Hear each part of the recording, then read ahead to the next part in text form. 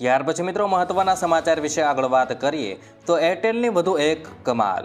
મિત્રો એરટેલ વોર્નિંગની અંદર spam future September 2024થી live છે અને તેણે અત્યાર સુધીમાં 27.5 બિલિયન સ્પામ કોલ શોધી કાઢ્યા છે. એરટેલે આ ફીચર્સને વધુ સરળ બનાવી દીધું છે. હવે મિત્રો નવા લેંગ્વેજ સપોર્ટ સાથે યુઝર્સને 10 પ્રાદેશિક ભાષાઓમાં કોલ્સ અને એસએમએસ પર સ્પેમ એલર્ટ મળશે. મિત્રો આનાથી આ સર્વિસ હવે વિવિધ ક્ષેત્રોના યુઝર્સ માટે વધુ ઇફેક્ટિવ થઈ ગઈ છે. તો મિત્રો વાત કરીએ આજના સૌથી પહેલા સમાચારને લઈને. તો ગુજરાતમાં હર્ષ સંઘવીએ ચેતવણી આપી દીધી.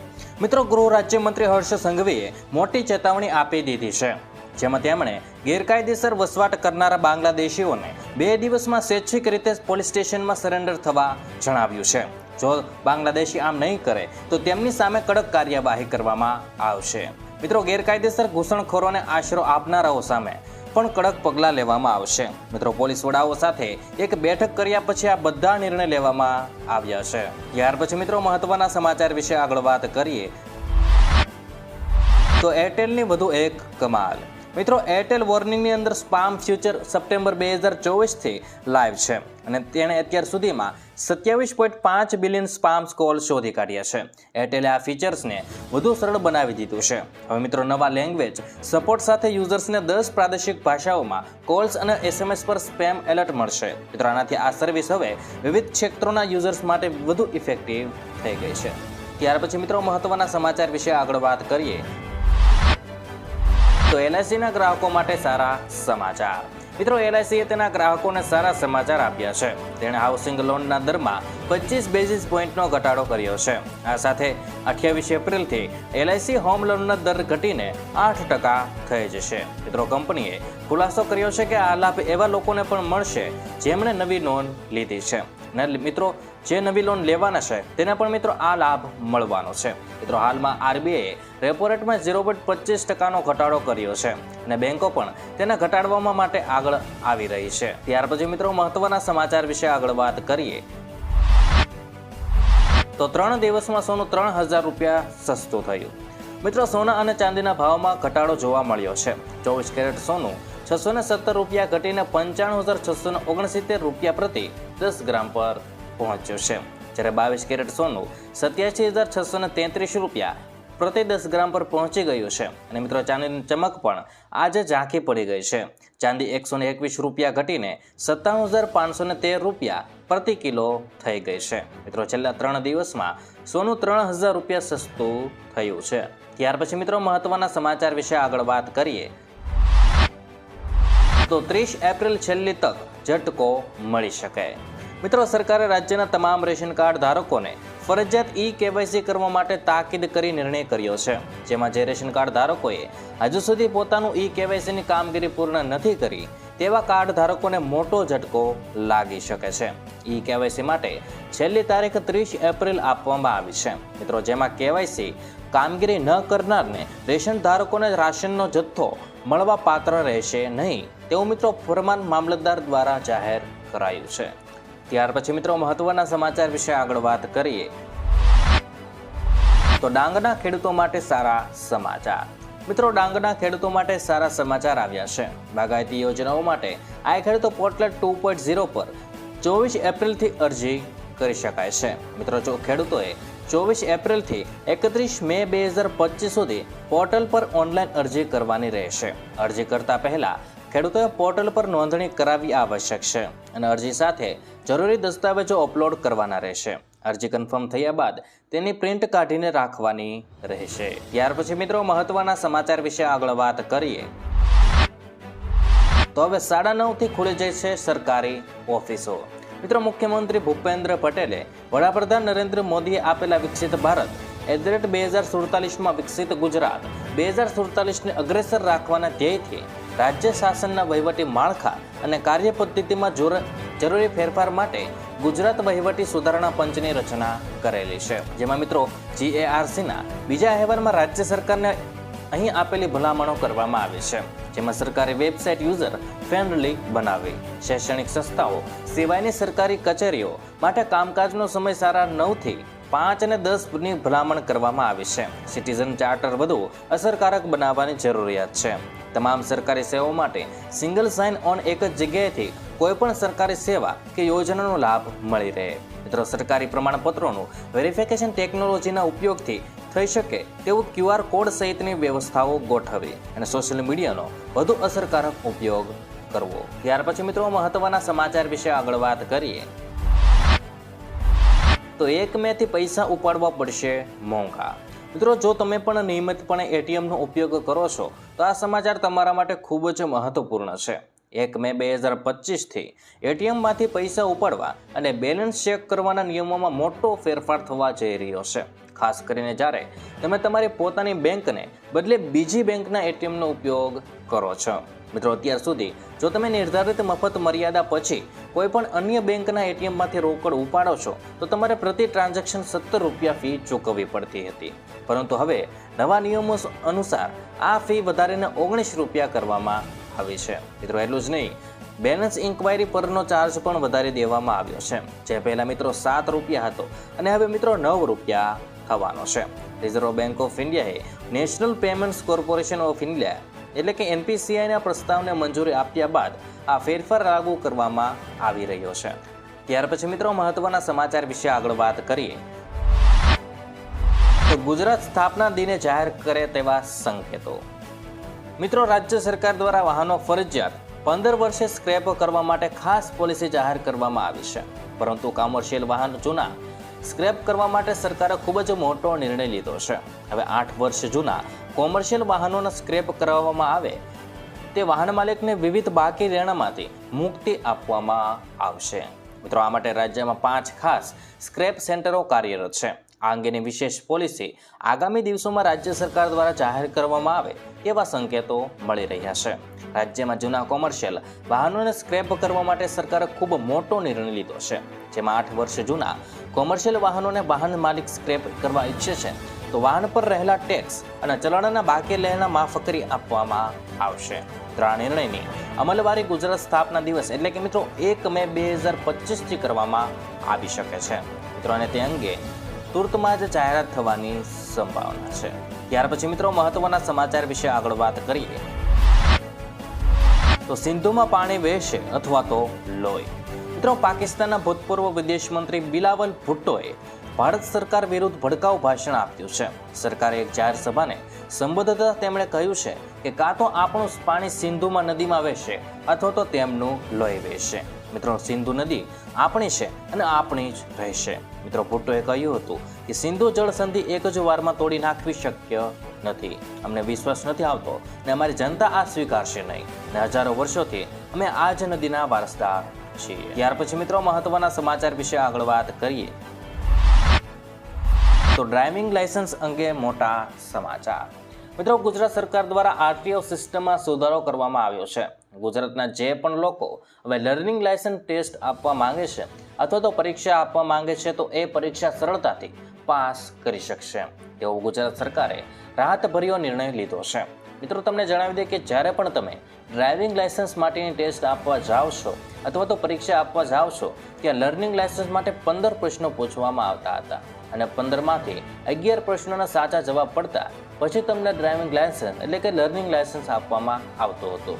પરંતુ હવે ગુજરાત સરકારે RTO દ્વારા સિસ્ટમની અંદર સુધારો કરવામાં આવ્યો છે અને હવે તમે લર્નિંગ લાયસન્સની પરીક્ષા આપવા જશો ત્યારે 15 પ્રશ્નોમાંથી 9 પ્રશ્નો સાચા પડશે તો પણ તમને લર્નિંગ લાયસન્સ કાઢી આપવામાં આવશે. ત્યાર પછી મિત્રો મહત્વના સમાચાર વિશે આગળ વાત કરીએ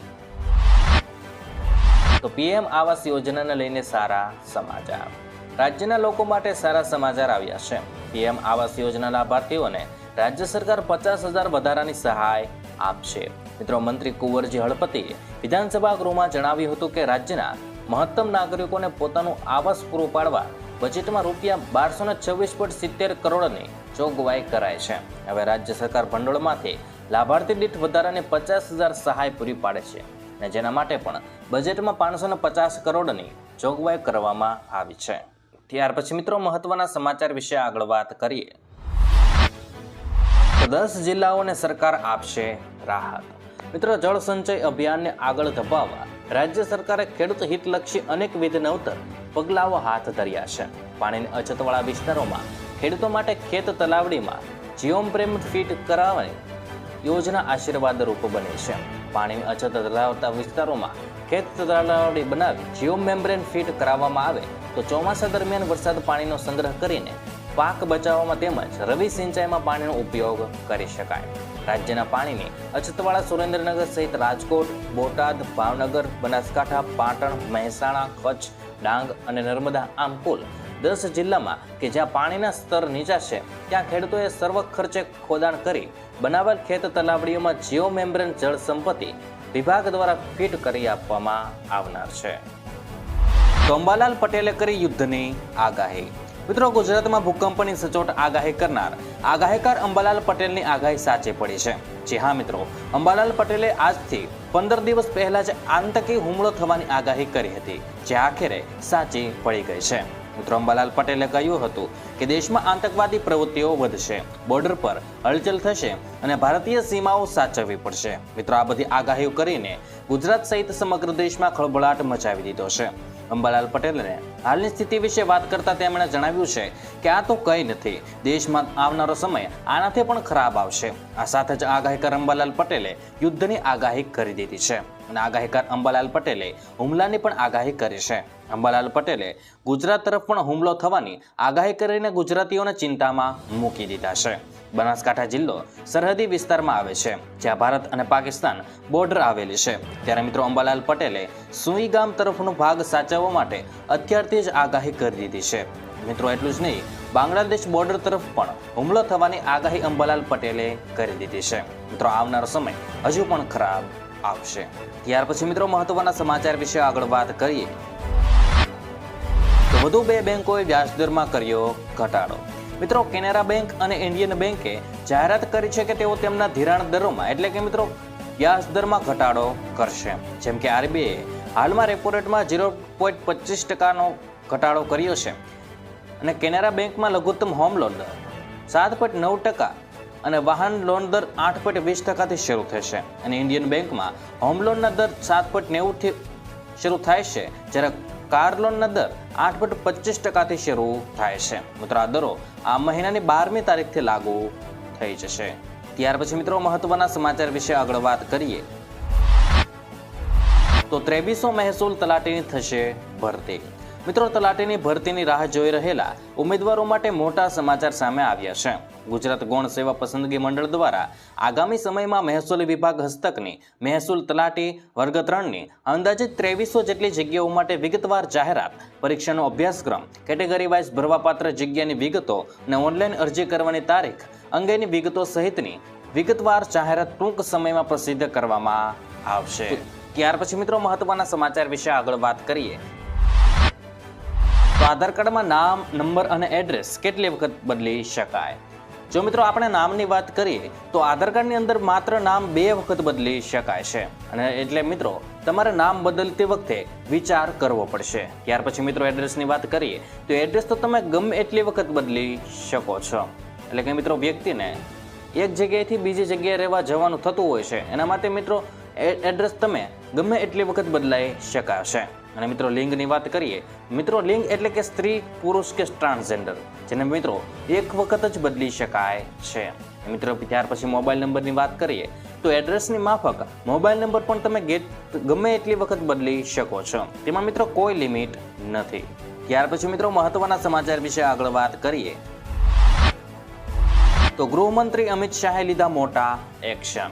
મિત્રો, પહેલગામ હુમલા પછી ભારત કોઈ પણ કિંમતે પાકિસ્તાની નાગરિકોને દેશમાં જોવા માંગતું નથી.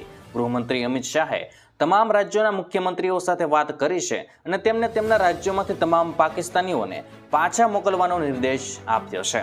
અધિકારીઓ સાથેની બેઠક બાદ આ નિર્ણય લેવામાં મિત્રો આવ્યો છે અને પાકિસ્તાન માટે જારી કરાયેલા તમામ પ્રકારના વિઝા રદ કરી નાખવામાં આવ્યા છે અને વિદ્યાર્થી અને તબીબી વિઝા પણ રદ કરવામાં આવ્યા છે. ત્યાર પછી મિત્રો, મહત્વના સમાચાર વિશે આગળ વાત કરીએ તો સિંગતેલના ભાવ તળિયે. મિત્રો, રાજ્યમાં મગફળીને વધી રહેલા ઉત્પાદન અને નાફેડ દ્વારા મગફળીના વેચાણના કારણે સિંગતેલમાં ભાવમાં નોંધપાત્ર ઘટાડો નોંધાયો છે. 15 કિલોના ડબ્બાનો ભાવ હવે 2300 થી 2370 રૂપિયા થઈ ગયો છે, જે છેલ્લા 4 વર્ષમાં સૌથી ઓછો ભાવ છે. અને મિત્રો છેલ્લા 3 દિવસમાં ભાવમાં 40 રૂપિયાનો ઘટાડો થયો છે. જ્યારે મિત્રો દિવાળી પછી અત્યાર સુધીમાં 250 થી 300 રૂપિયા સુધી ભાવ ઘટ્યા છે. અને મિત્રો સિંગતેલના ભાવમાં હજુ ઘટાડાની શક્યતાઓ સેવાઈ રહી છે. ત્યાર પછી મિત્રો મહત્વના સમાચાર વિશે આગળ વાત કરીએ તો 1.5 ટન એસીની કિંમતમાં 55% સુધીનું ડિસ્કાઉન્ટ. મિત્રો ફ્લિપકાર્ટ ગ્રાહકોને બ્લુ સ્ટાર 1.5 ટન સ્પિલિટ એસી પર ડિસ્કાઉન્ટ આપી રહ્યું છે. તમે ફ્લિપકાર્ટ પરથી મોડેલ નંબર IC518 JNURS વાળા વેરિયન્ટને ખૂબ જ સસ્તા ભાવે ખરીદી શકો છો. મિત્રો આ એસી હાલમાં ફ્લિપકાર્ટ પર 75,000 રૂપિયામાં લિસ્ટેડ છે, પરંતુ કંપની ગ્રાહકોને 40% સુધીનું ડિસ્કાઉન્ટ આપી રહી છે. અને મિત્રો ઓફરમાં ફક્ત 44,490 રૂપિયામાં ખરીદી શકો છો. મિત્રો ફ્લિપકાર્ટ ગ્રાહકોના આના પર 5,600 રૂપિયાની એક્સચેન્જ ઓફર પણ આપી રહી છે. ત્યાર પછી મિત્રો મહત્વના સમાચાર વિશે આગળ વાત કરીએ તો ગુજરાતમાં સરકાર એક્શનમાં. મિત્રો જમ્મુ કાશ્મીરના આતંકી હુમલા બાદ કેન્દ્ર સરકારના આદેશ અનુસાર ગુજરાત સરકારે પણ રાજ્યમાં રહેલા પાકિસ્તાની નાગરિકો સામે કાર્યવાહી શરૂ કરી દીધી છે.